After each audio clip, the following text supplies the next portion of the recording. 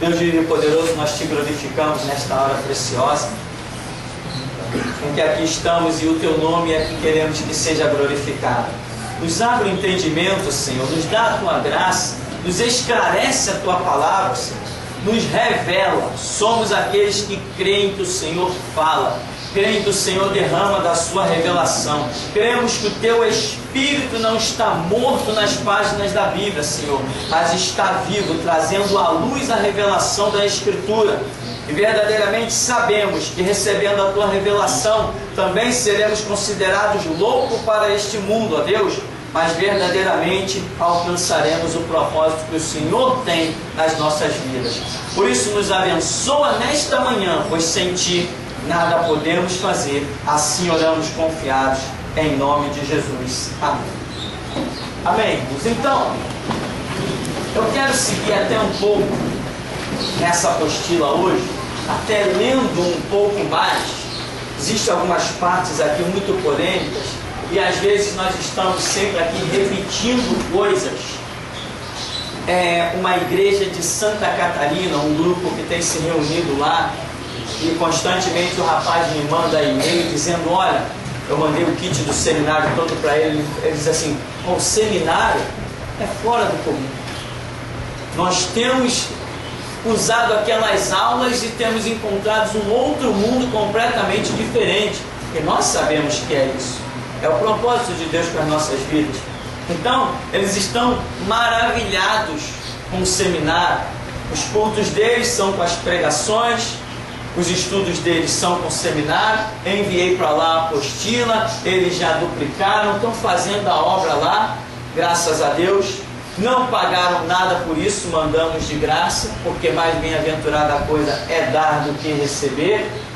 Esse é o nosso propósito, em primeira mão. Aqui não se faz nada pensando em dinheiro, nós procuramos seguir a direção de Deus, mesmo que desagrade a muita gente.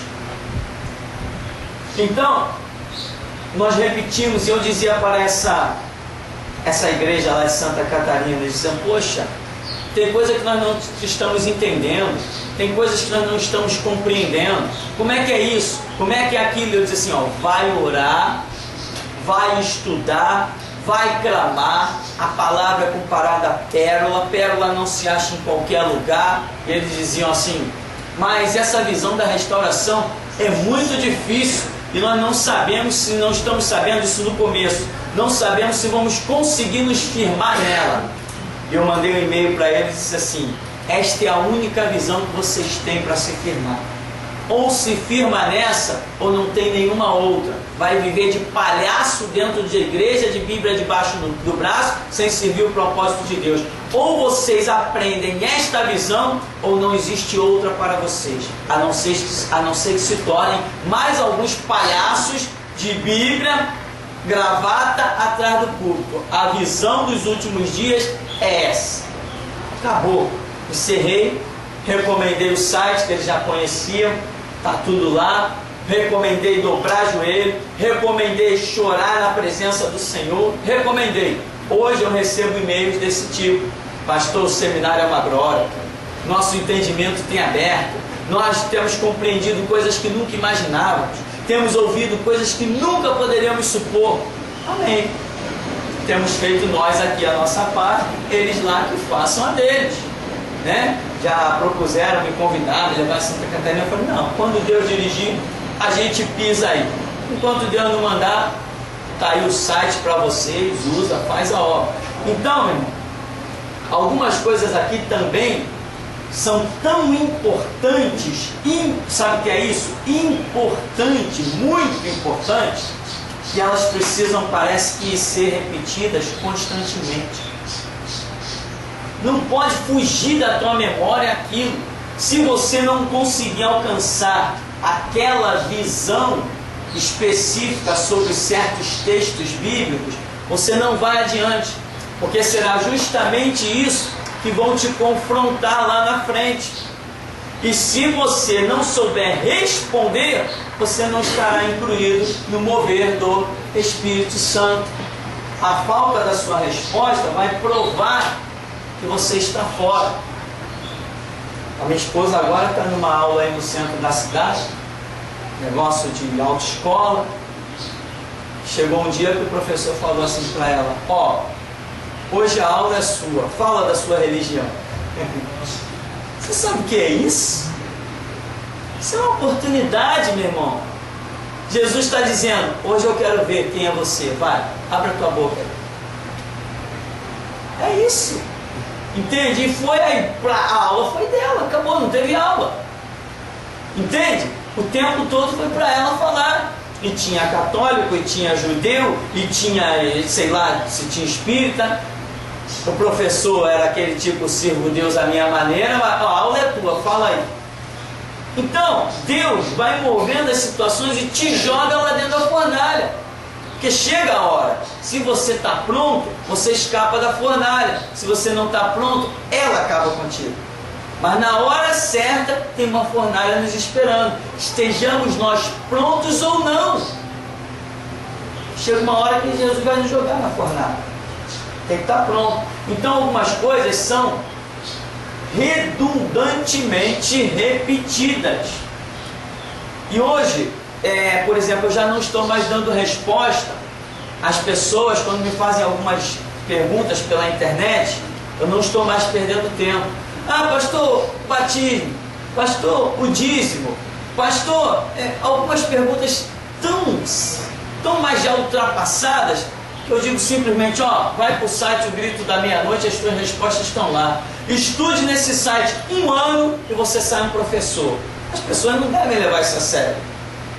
Mas eu afirmo, quem passar 1 ano debruçado naquele site vai dar aula para qualquer crente que aparecer na sua frente. O conteúdo naquele site é fora do comum, é estarrecedor. E eu sei quem eu ouvi para colocar aquelas coisas lá. Por que você acha que eu fiquei preso 18 dias? Porque lá está pregando paz e amor. O delegado falou o quê? Te ouvi a semana toda. Eu falei: isso aí você não se conversa se não quiser. Porque para me ouvir a semana toda, meu irmão. Entendeu? Então, certas coisas eu já não estou nem mais respondendo. Ou seja, pessoas que já deveriam ter alcançado certo crescimento, já não alcançam mais. Ah, já conhece o site há 1 ano, há 2 anos, ainda vem me fazer pergunta de dízimo, vem fazer pergunta sobre batismo, salvação. Está lá, isso está revelando a preguiça da pessoa. Descobriu o site, mas vai lá ou assiste um videozinho que é cômodo, né? É mais bonitinho, não quer fuçar o site, não quer abrir as coisas, não quer ouvir os testemunhos, não quer ouvir a palavra na sua essência. Então vai seguindo o seu caminho, não venha tomar o meu tempo. É assim que eu tenho pensado nos últimos dias. Se eu estiver errado, o futuro vai mostrar, e se eu estiver certo, o mesmo futuro vai mostrar. Então, na nossa página 27, nós temos um tema chamado batismo.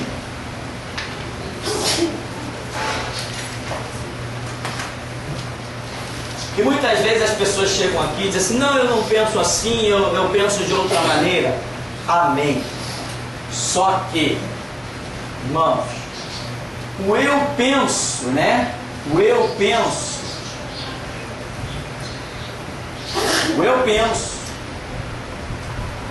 pode se traduzir na minha queda e na minha desgraça. Não, eu acho, o eu acho pode ser a minha queda e a minha desgraça. Eu não estou aqui para pregar para que ninguém pense como eu. Não. Mas você tem obrigação de pensar como ele, como o Espírito Santo. Então, o básico que nós temos ensinado nesse ministério, e sem esse básico não existe igreja, é estudo da Escritura e oração. Vocês são testemunhas desse ensino. Então, meu irmão, mesmo que você discorde do que eu digo, você é livre para discordar, mas pega a tua discordância e esquece também o que você pensa, o que você acha, e vai consultar o professor dos últimos dias, que se chama Espírito Santo. Ele tem uma resposta para você. E você vai ter que trocar o que você pensa, o que você acha, pelo que ele revela. Se não trocar, você vai cair com toda certeza. O Espírito Santo, a Bíblia diz, andarão dois juntos se não estiverem de acordo. Se ele não estiver de acordo com os seus pensamentos, os seus achismos, ele não vai andar contigo. Eu prego o que tenho convicção. Não, eu estudei, eu cheguei à conclusão. Não é assim que se conduz com a Escritura. Eu estudo, eu tiro conclusões, mas a minha conclusão só estará certa se eu consultar o amigo Espírito Santo e ele disser, está certo. Senão, por mais que 2 e 2 pareçam 4, pode estar errado. A minha cabeça não é a fábrica da verdade, mas ela é sim aquela fonte que recebe a verdade. O Espírito Santo é que tem que nos guiar, nos ensinar. Então vamos a essa matéria. Batismo nas águas. Lá em Mateus 3, do 1 ao 12, nós vemos muito isso sendo dito no ministério de João Batista. Aí diz: na referência bíblica, João Batista declara batizar com água, logicamente pelo fato de ninguém além de Deus poder conceder o Espírito Santo. Muita gente imagina que homens possam, com a unção, sei lá o que possuem, ou ministério, possam passar unção para outro homem, ou possa passar até o Espírito Santo para outro homem. Você já ouviu coisas assim? Eu já ouvi, principalmente no tempo do seminário, tinha muita gente que tinha esse papo: olha, lá em tal lugar tem uma mulher ou tem um homem que você ora, ele ora para você receber o Espírito Santo.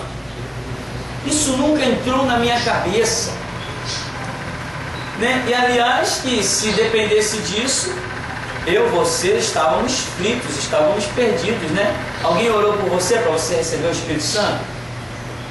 Aí vem aqueles textos lá de Paulo que parecem, mas não é. Nós vamos chegar lá. Então aqui diz: a palavra batismo significa imersão, envolvimento ou domínio, ou seja, estar totalmente envolvido ou dominado. Mateus 28, 16 a 20 vai dizer: eis aqui uma ordenança deixada pelo Senhor Jesus: o que crê no Senhor deve ser batizado em nome do Pai, do Filho e do Espírito Santo. Esse contexto está demonstrando que Jesus deixou, até que se prove o contrário, eu acredito que não vai ser provado, deixou um ritual para a sua igreja. Esse ritual se chama batismo.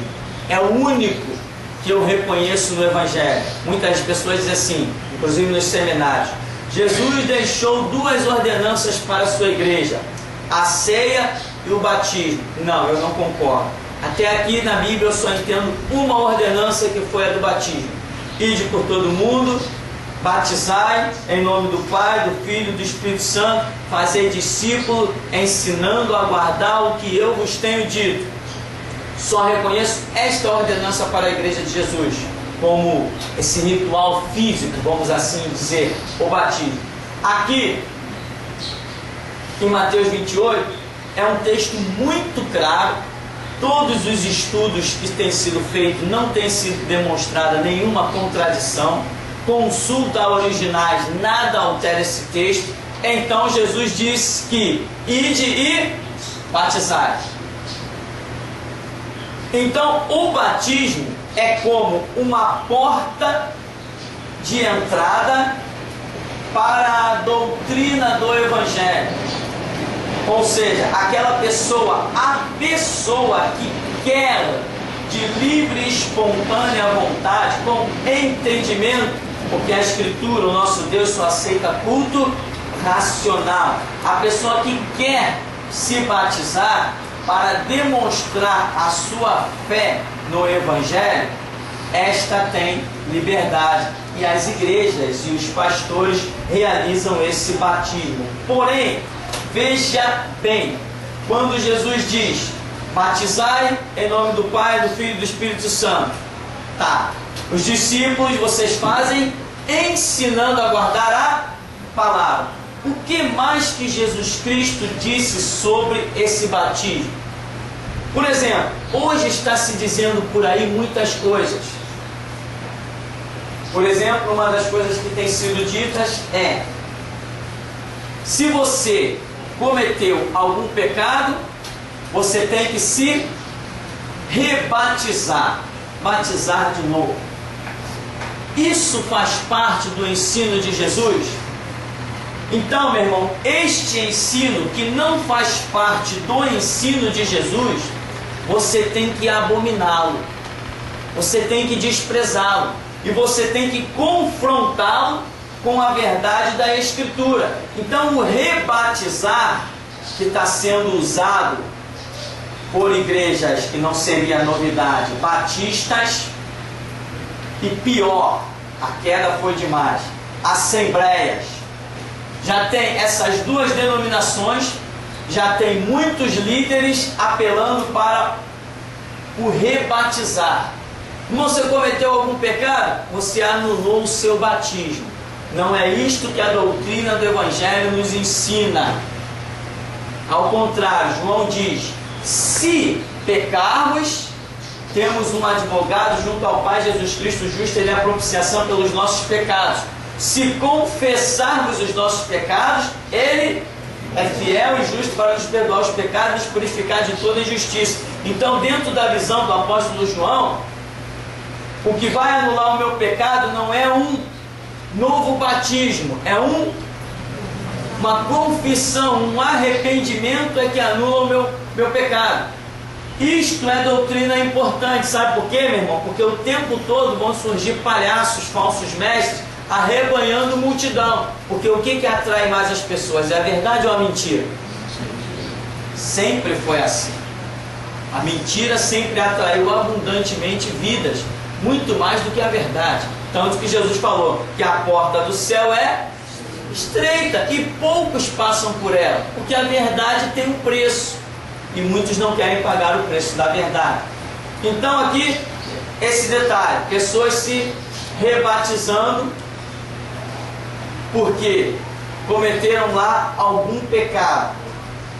Está errado. Jesus Cristo não ensinou isso. Outra coisa é alguns slogans que surgiram, tipo fechar o corpo.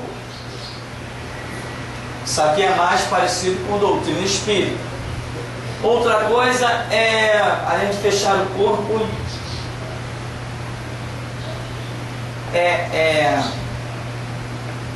como se fosse uma maior autoridade, ganhar poder.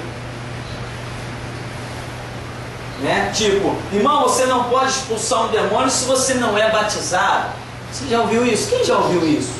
Já ouviu? Já ouviu? Já ouviu? Já ouviu? Você não pode expulsar um demônio se você não for batizado. Tá? Jesus ensinou isso. Então, meu irmão, você vê que essa doutrina tão simples do batismo, ela precisa ser afiada na sua língua. Você vai precisar confrontar pessoas, e com estes ensinamentos verdadeiros, você vai libertar pessoas de lugares falsos, mentirosos. Irmão, não vai orar por ninguém não. Você já é batizado? Eu ouvi uma vez que foi demais, né? Tinha um grupinho da igreja se reunindo para subir um monte, um lugar quieto, para ir orar, clamar, louvar a Deus, violão, aquela coisa. Aí um irmão disse assim: eu vou também. Aí o outro chegou: não, irmão, como é que tu vai subir um monte? Tu nem batizado não é? A insanidade vai tomando conta da cabeça das pessoas. Eles abandonam a Escritura e partem para o seu eu acho, eu penso. E aí o irmão estava lá no canto. O que foi, irmão?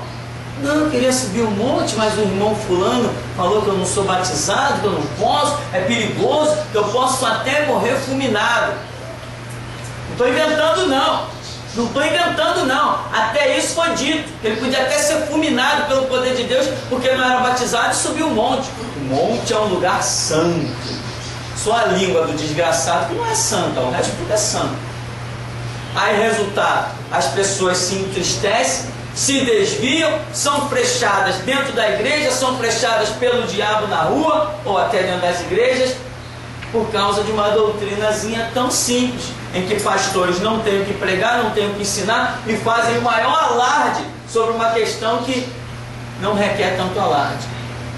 É uma coisa muito simples.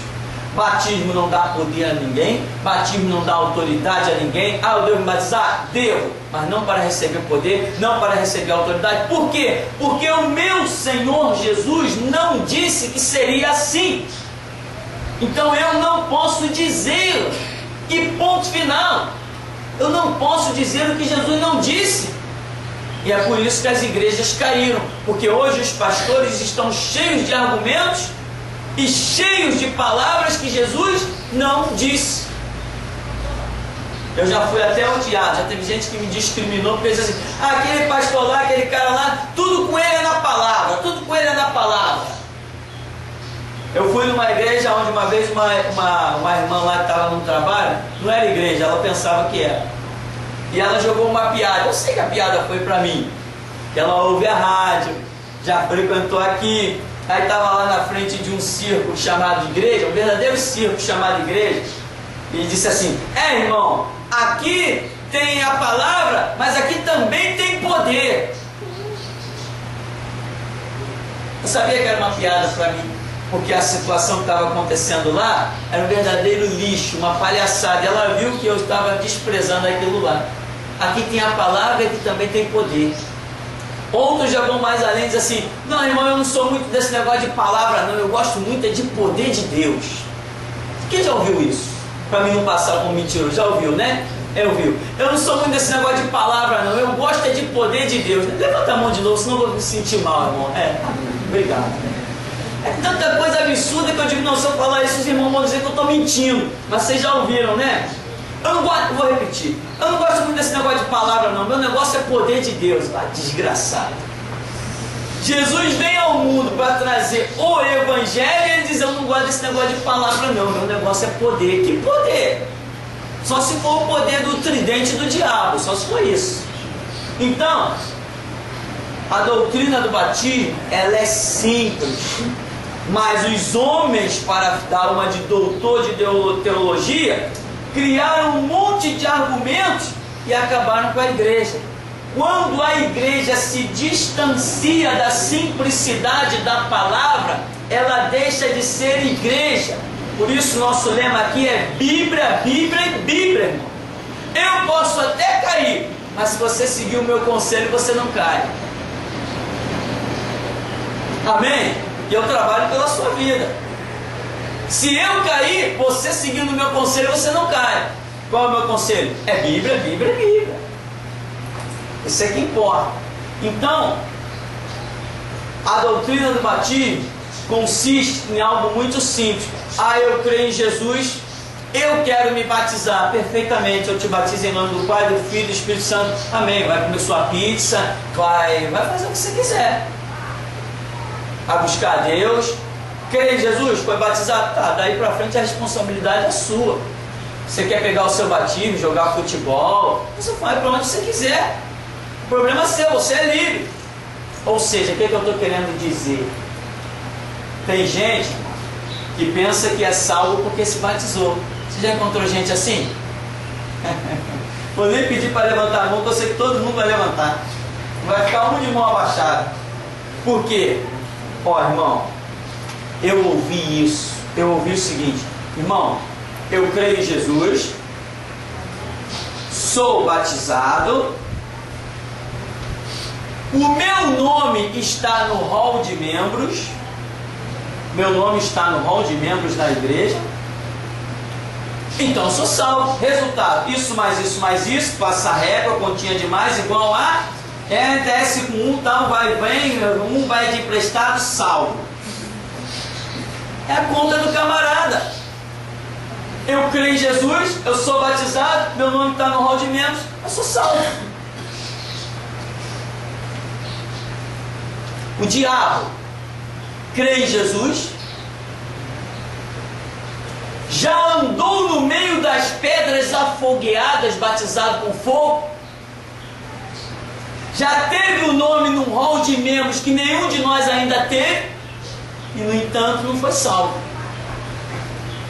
Conversa fiada. Ritual não salva ninguém, conceito físico não salva ninguém, tem que ter vida diária. Jesus disse: ide e batizar em nome do Pai, do Filho e do Espírito Santo, fazendo discípulo. Como que ele disse?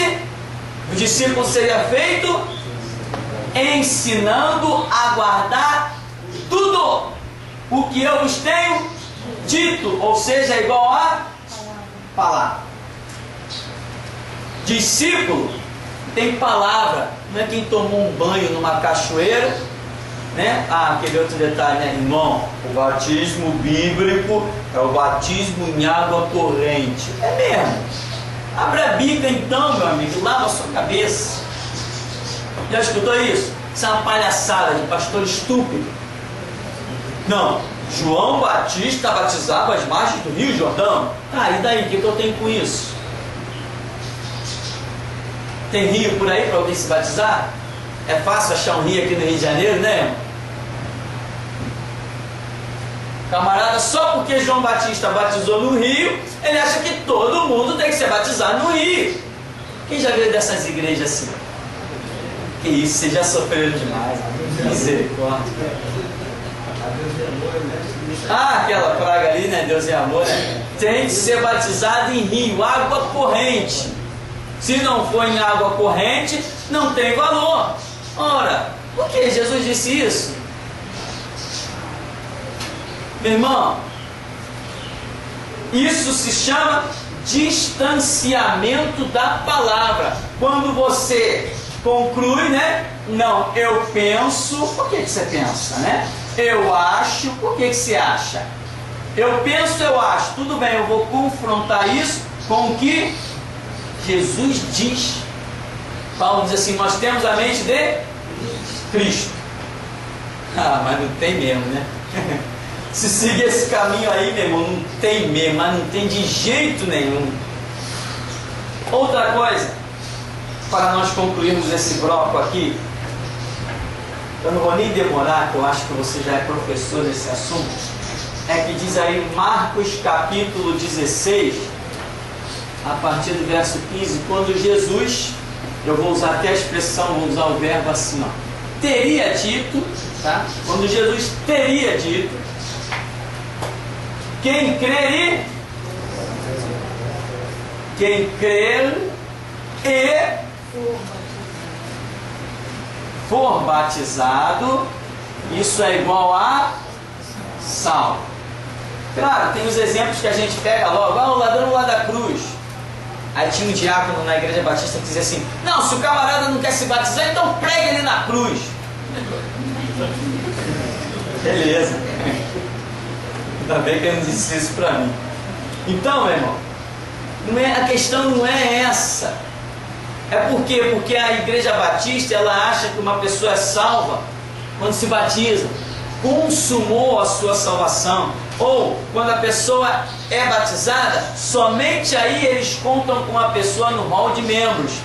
Então faz a ficha da pessoa somente quando a pessoa é batizada. Então eles querem que a pessoa se batize para aumentar o número de fichas no rol de membros. Depois chega lá nas suas juntas batistas e diz assim: a minha igreja tem tantos membros, tem tantos participantes, tantos frequentadores. Membro do corpo de Cristo é outra história, né? Membro da igreja todo mundo pode ser. Membro do corpo de Cristo a história é bem diferente. Então,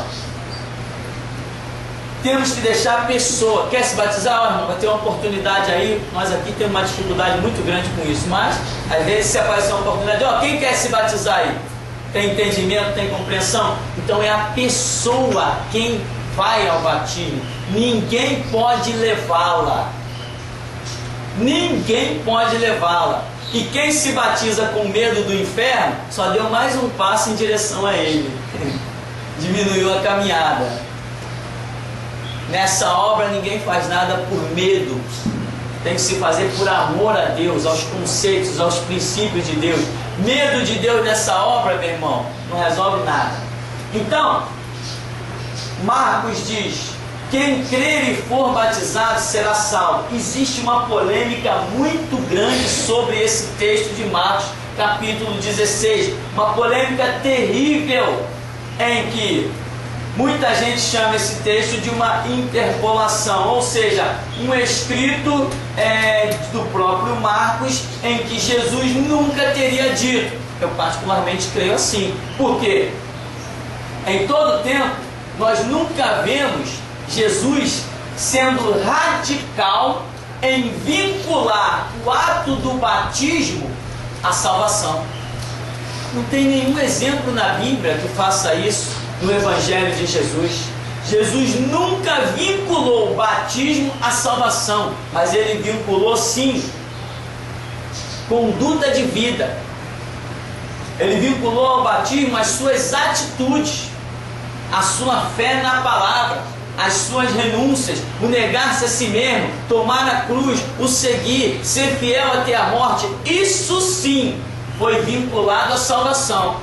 Mas batismo, embora ele tenha dito para que se batizasse, ele nunca disse que quem se batizasse seria salvo, estaria com a sua salvação consumada. Isso nunca foi dito. Não há nenhuma passagem nos evangelhos que nos permitam isso. Quando eu falo evangelho, eu falo de Jesus. Eu falo de Mateus, Marcos, Lucas e João. Os apóstolos cometeram erros, como por exemplo esse de Marcos. Outra coisa, quando você vê o evangelho escrito por Mateus, Marcos, Lucas e João, você tem que entender quando eles estão fazendo comentários deles e quando eles estão registrando as palavras de Jesus. Isso tem destruído muita gente, a falta dessa compreensão. Porque a pessoa diz assim: está aqui escrito. Está escrito, mas não foi Jesus que disse. Em Mateus 4, está aqui escrito, mas foi o diabo que falou. A Bíblia é a palavra de Deus, mas nós temos que entender quando a expressão que lá está veio de Deus ou veio do escritor. Por exemplo, lá no Pentateuco, alguém escreve dizendo: Deus sepultou o corpo de Moisés. Tá, ilusão. Deus sepultou o corpo de Moisés. Estou eu aqui imaginando Deus com uma pazinha, fazendo buraco e careta. Caramba. Piada, meu irmão. Deus sepultou o corpo de Moisés? Isso é uma piada. Piada de mau gosto. Então o que acontece? A pessoa diz assim: está aqui, irmão, Deus sepultou o corpo de Moisés. Sepultou nada. Mas não sepultou mesmo. Entendeu? Então, essas coisas é que nós muitas vezes, sem a devida orientação, engolimos. E eu considero que Deus tem feito no nosso meio algo inigualável. E é por isso que esse seminário aqui é de graça. Porque se tivesse que pagar, o preço seria muito alto. Deus tem tido muita misericórdia da gente nesse lugar. Então, para concluir aqui, Marcos diz: quem crer e for batizado. Essa ligação que Marcos faz aqui, né, em que ele compara, ele equipara o crer e o ser batizado como condição de salvação. Isto não é bíblico.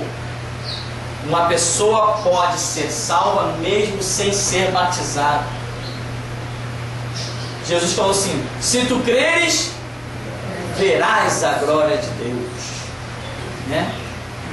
Ser fiel até a morte, fidelidade exigida até a morte. Não é simplesmente porque tomou um banhozinho.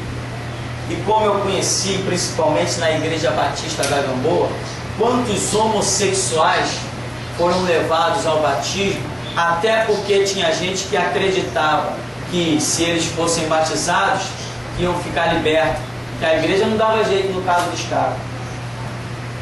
Membros lá da igreja homossexuais há 4, 5, 6 anos, e lá rapazes jovens com aquele jeito todo feminino, tanto que hoje eu ainda encontro com um que é declaradamente homossexual, abandonou completamente a igreja. Outro já não encontro mais porque morreu de AIDS na Igreja Batista da Gamboa, entende? E a igreja nunca teve palavra, nunca teve unção, nunca teve autoridade, nunca teve poder para ajudar essas pessoas, que imagino eu, até queriam largar essa possessão demoníaca, mas não tiveram ajuda. E hoje o final é que todos se desviaram. Um outro foi assassinado, um outro homossexual que era diácono da igreja foi assassinado. A igreja tem que estar aí para ajudar. A igreja é um grande hospital, mas se a igreja deixa de ser igreja, começa a viver um monte de conceitos baratos e vazios, nada vai resolver isso. Então não se pode se distanciar da palavra. Então esse conceito, crer e ser batizado para ser salvo, não tem fundamento. Outra coisa que nós já temos visto é uma única passagem bíblica se traduzir em doutrina. Isso está fora de cogitação. Uma única passagem bíblica não pode se traduzir em doutrina, porque a doutrina é considerada uma palavra de testemunho. Vou repetir. A doutrina é considerada uma palavra de testemunho. Por exemplo, a doutrina do comunismo é o testemunho a respeito da doutrina do comunismo. A doutrina do islamismo, toda doutrina é considerada uma palavra de testemunho. E nós já vimos que, biblicamente, um testemunho é confirmado pelo número 2. Portanto, se você achou uma palavra, uma passagem bíblica, nunca, nem que tu viva 500 anos, nunca ouse utilizar uma passagem bíblica para defini-la como doutrina. É impossível, é antibíblico. Você tem que pelo menos achar 2 pontos muito bem fundamentados para poder declarar que aquilo ali se resuma em uma doutrina bíblica. E pontos fundamentados, outro detalhe, não citado por homens. Paulo falou, Pedro falou, Tiago falou, João falou. Eles são homens, foram, e não têm autoridade para definir doutrina para a igreja de Jesus Cristo. Eles não fundaram a igreja. Só quem tem autoridade para definir uma doutrina, uma regra, é quem funda a organização. E Jesus Cristo fundou esta organização. Portanto, a doutrina que eu me refiro são 2 pontos mencionados pela própria divindade. Isso aqui, meu irmão, é muito sério e muito profundo. Ou seja, muito cuidado na hora de trazer uma regra para dentro da igreja. A igreja é uma coisa muito séria. Você sabia que muitas vezes você não escolhe nem aonde vai morar? Já vi muita gente se dar mal por causa disso. Lá no Antigo Testamento, Deus falou assim, Moisés, vamos repartir, Moisés, Josué, vamos repartir as tribos e as terras. A tribo de Assé vai habitar em tal canto. Mas não, é lá.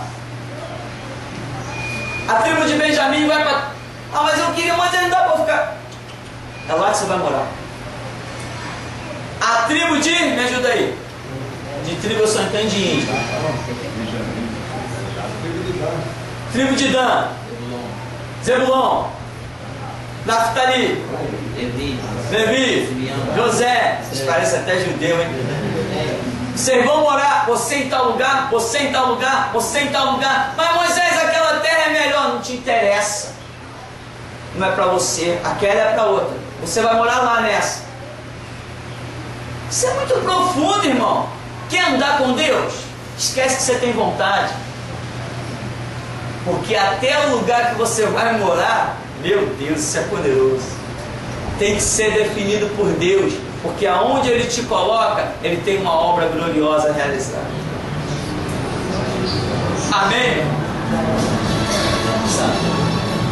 Então, Não adianta nem você, puxa, que prédio bonito, quanto custa? 50 mil, beleza, eu tenho 150, é lindo demais aquele prédio, é para lá que eu vou. Vai para onde? Uma sepultura?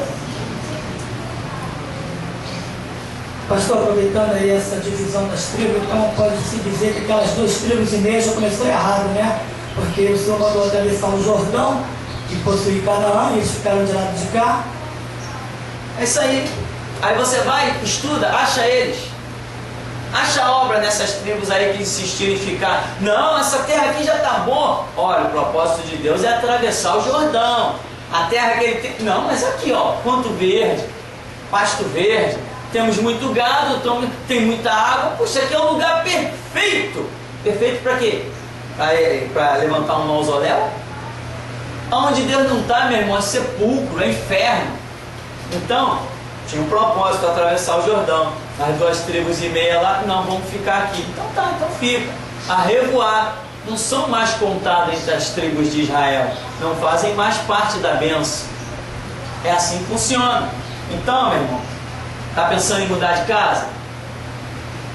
Consulte, quem sabe. Isso aqui não é fórum não. No fórum, quando se aponta para o céu, está se fazendo referência do Supremo Tribunal, né? Aqui não, aqui quando a gente aponta para o céu, a gente vai além do Supremo Tribunal, estamos falando de Deus. Então, não ouses definir uma doutrina sem que haja, pelo menos, um testemunho sobre ela na própria Escritura. E testemunho fundamentado tem que vir da própria divindade. Vamos dar uma paradinha porque o nosso tempo já avançou, daqui a pouco a gente volta.